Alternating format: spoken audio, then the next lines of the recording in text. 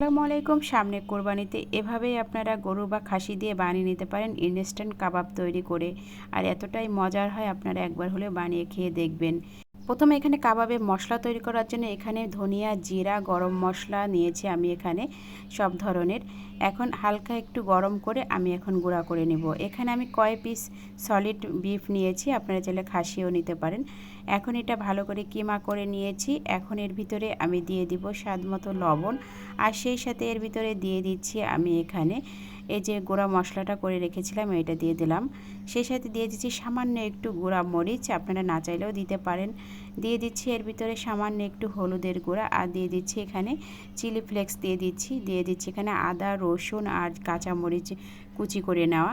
এখন আমি দিয়ে দিচ্ছি এর ভিতরে ধনিয়া পাতা কুচি, আর সেই সাথে এখন আমি এর ভিতরে দিয়ে দিব সামান্য একটু সরিষার তেল, আর দিয়ে দিব এখানে সয়া সস। তারপরে এখন এই কিমাটা ভালো করে মাখিয়ে নেব এই মশলার সাথে।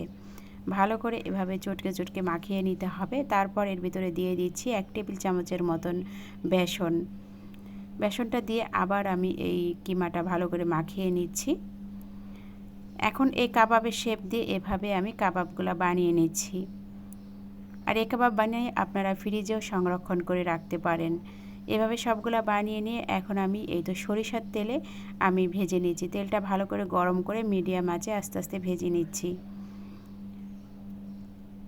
এক পাশ হয়ে গেছে, অপর পাশ এভাবে উল্টে দিচ্ছি। এভাবে পুরো কাবাবটা আমি একটু লাল লাল করে ভেজে নিব।